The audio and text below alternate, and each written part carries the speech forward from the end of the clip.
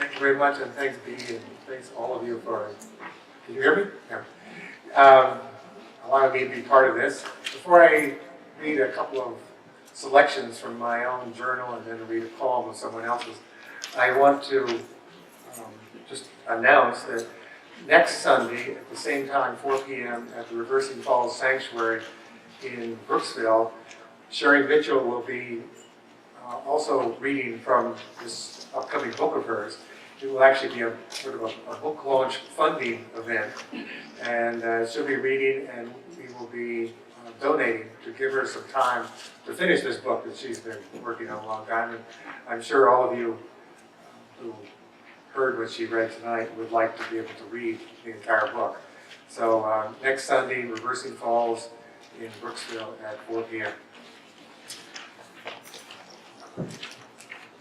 When I started painting the portraits I've been working on for 15 years this month, I luckily just started to also keep a journal.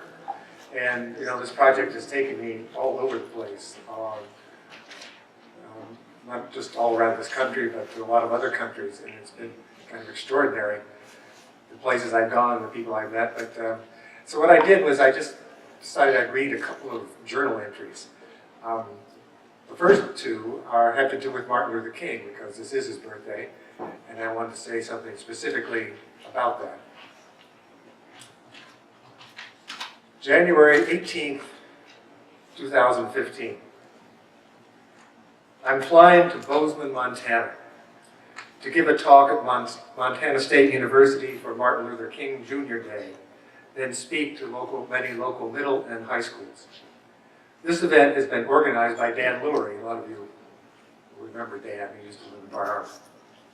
A friend and activist from Maine who has moved to Bozeman. Dan warned me that Bozeman is a red area, and I should be careful in how I talk about war and politics. The irony of the warning, its gentle censorship on MLK Day, is not lost on me. Imagine suggesting to Dr. King on the eve of his April 4th, 1967 speech at Riverside Church in New York City that he might upset people if he mentioned war and politics. Well, in fact, many people did. Many people did, including friends in the civil rights movement. But imagine him caving to that pressure. So I'm being urged to present Martin Luther King light. What could be more insulting to King and more patronizing to the people of Bozeman? I will talk about what kind of radical King was and why he needed such courage. I will begin my talk discussing the doctrine of discovery, making the point that King's antagonists were not really Bull Connor or Sheriff Clark or the KKK or cultural attitudes, prejudice, and Jim Crow. The problem was and is much deeper, a systemic justification for ruthless economic and cultural exploitation. Just as Native people had been infected by smallpox with blankets handed out to them by white people bent on their extermination, white people have been infected with a species of genocidal thought justified through religion and racism. How else could people do something like that? All that hatred, fear, cruelty, and supremacy, didn't they have to believe some greater good was being done? The righteous crusade of the white man's burden is really making sure that burden is loaded onto the backs of people of color.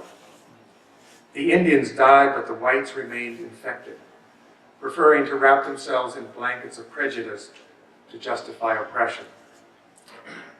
Today, our corporate and political leaders are still passing out those blankets, sowing death in the form of climate change, free market economics, and profits from weapons sales.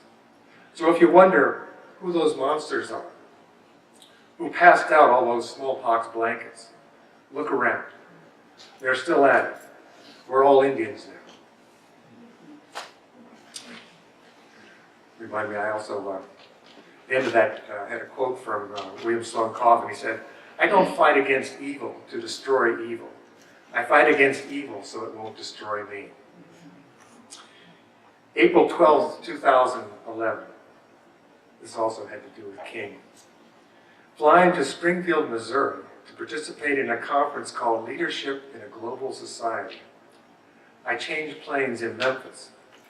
In the airport is an exhibit of the famous black photographer of the Civil Rights Movement, Ernest Withers. Withers was very close to MLK Jr., took many of the most famous photos of the movement. I had recently read an article in the New York Times that disclosed that Withers was also a paid undercover informant for the FBI. This seemed very disturbing to me because of the evidence that the FBI was complicit in the King assassination. Withers was with King at the Lorraine Motel in Memphis on the day of the killing. Did Withers have a role? According to the article, Withers had been informing for years about people, strategy, and issues from inside the movement. At the exhibit in the airport, a placard told about Withers and explained the photos, some of King in Memphis and some of the family grieving after he was shot. But there was no mention of the FBI. I found a woman at a kiosk whose company had mounted the show. She knew nothing about Withers and the FBI, and she was shocked. She said she would report what I said. Unlikely we will ever know what Withers really did. It's just so happened that on the next plane to Springfield, I happened to sit next to Douglas Scarborough, a black man who works at the Memphis mayor's office and is on his way to the same conference I am. I asked him about the Withers show and why no mention of the FBI. He said that even though it was reported in Memphis a year ago, no one paid any attention. Ernest Withers' son, Rome, is a respected figure in Memphis. No one wanted to stir things up. Douglas said, it's like the revelations never happened. Douglas said that if you listen to the police scanner tapes from April 4th, 1968, one of the things you hear on a police scanner, on the police scanner radio is, get Withers. This is true. Got a couple here about the importance of art in City West. I mean, one of my guiding principles in the last number of years, and I suspect for a lot of you, is a quote from Arthur Miller, who I also painted. He said, I think the job of the artist is to remind people of what they have chosen to forget. This comes at this in a slightly peculiar way, but it also comes back to Arthur Miller.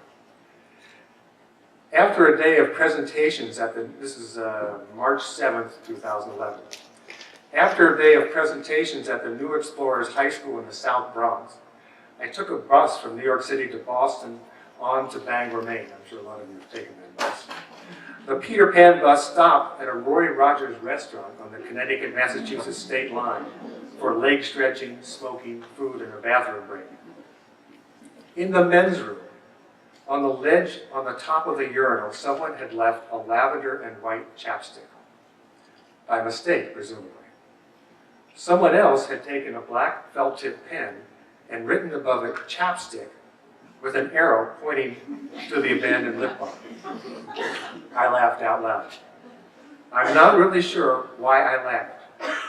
Sometimes, simply calling attention to the obvious is witty.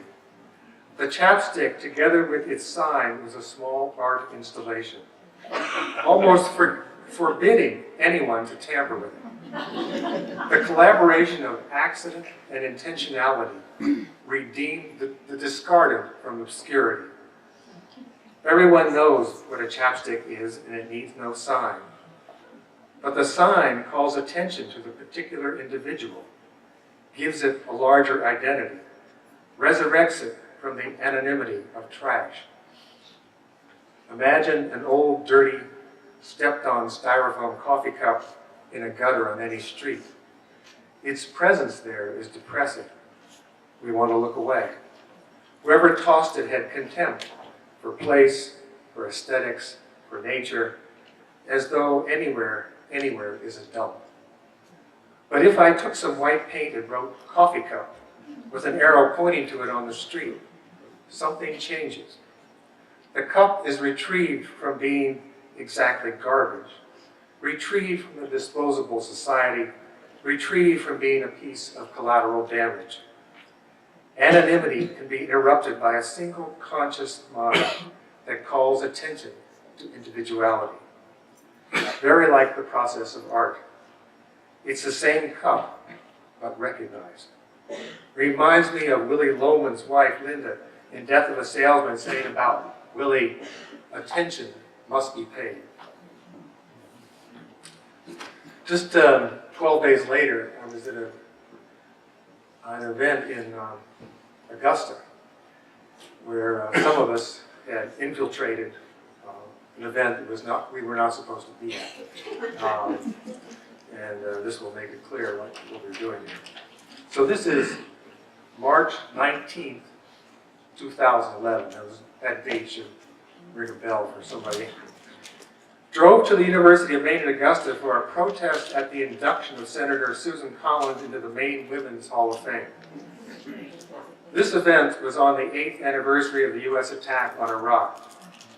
The protest, organized by Carol Whelan, was for her, Carol, to interrupt the ceremony briefly, call on Senator Collins to refuse the honor because of her complicity with the lies that promoted the war, and for all of us in the protest to then walk out. After Senator Collins was introduced with such adulation that one might think she was being canonized, Carol rose up and began speaking. There were shouts from the audience, "Sit down, shut up." Many of us shouted, "Let her speak, let her speak." You guys hear? Anybody hear? Oh, it was a great moment. Anyway, the event's MC tried to stop Carol, but Senator Collins asked the MC to let Carol speak. Carol, representing the organization Military Families Speak Out, then criticized Collins for not having the courage to oppose war. Then Susan Collins began her acceptance speech and said, "Isn't democracy and free speech a great thing?" The crowd gave her a standing ovation. I mean, it went on and on. How clever. She never responded to Carol's charges, but praised Carol's right to make them. It was like a squid getting a standing ovation for squirting ink. We are advised to be grateful for our free speech and to expose the truth to challenge power. But people guilty of war crimes celebrate that speech because they know there is no accountability for what they have done. They patronize us by saying how happy we should be to live in a society like ours that doesn't arrest us and send us to secret detention camps where we will be tortured. The powerful do not have to answer to the legitimate claims of free speech, so they smile and treat us like ungrateful children. How happy they are that they live in a society like this that doesn't send them to prison for their crimes. The crux of the issue is this. These are not matters of opinion, as in the senator is right from her side and we are right from ours. Fair and balanced. All crackpots are free to say whatever they want. It's a fact that the war was and is a crime delivered by purposeful, I won't even try again, deception. Senator Collins did her part to promote it. If the rule of law is not enforced, free speech is irrelevant for the maintenance of democracy. Collins used the sentimental idea of free speech to obscure her culpability. I want to read, end by reading something that has to do with Vietnam and tangentially, of course, with King. One of you remember this photograph. Joel said it's the little girl in Vietnam, and I think it was 1972, who had been napalmed and was running down the road with her skin was actually peeling right off of her body. A AP photographer named Nick Utt, UT, took this photograph. And by the way, if you look him up on the internet, you can see lots of other photographs he took of her at that time And, you know, we've often, I think a lot of us wondered about the role of photographers in situations like that. I mean, what's he really doing taking these pictures when these people are running and screaming and their skin's falling off? He did a lot more. He took a series of pictures and then he put his coat around her and first he poured water on her and then he actually himself drove her to a hospital. They didn't want to treat her, and then he said that he was in the press, and if they didn't treat her, he was going to make sure that the world heard about it. Well, the world heard about it anyway the next day. She's on the cover of every, you know, newspaper in the world. She lives in Canada. Her name is Kim Phuc, and she is married. She's in her 50s now, and she started an organization a number of years ago to help other children who've been victims of war. For many years, she didn't want to. I mean, this picture in this event embarrassed and terrified her, and she eventually came to a place where she realized she had to embrace it and then use it, as Coffin said, improve the quality of her suffering, to tell the world and then help other kids. Some of you may know Doug Rawlings. Doug Rawlings lives over in Farmington. He was one of the founders of the group Veterans for Peace, I mean the national group of Veterans for Peace in the 70s, which is now quite a large and active organization. He's also a remarkable poet.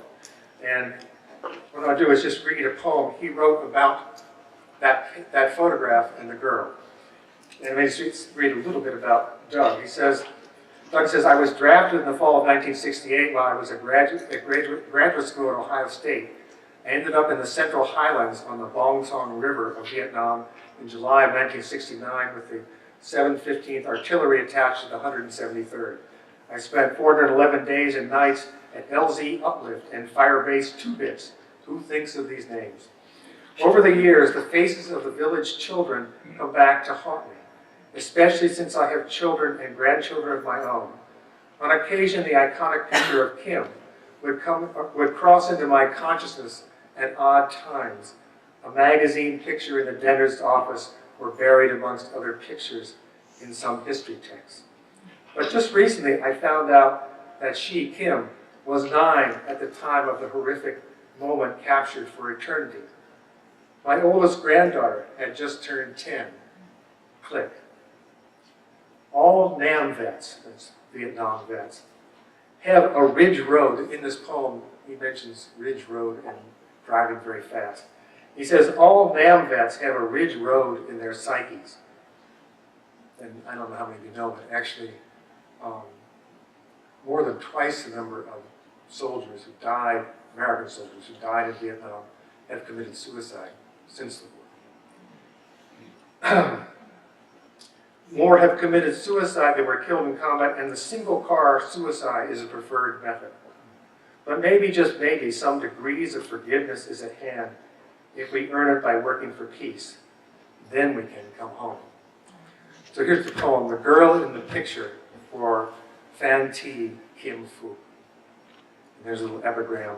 Whatever you run from becomes your shadow. If you're a NAM vet, a survivor of sorts, she'll come to you across the decades, casting a shadow in the dying light of your dreams, naked and 9, terror in her eyes. Of course, you will have to ignore her if you wish to survive over the years, but then your daughters will turn 9, and then your granddaughters 9, and the shadows lengthen. So you will have no choice on that. So you will have no choice on that one night, screaming down the ridge road, lights off under a full moon. She's standing in the center, the middle of the road, still naked and 9, terror in her eyes.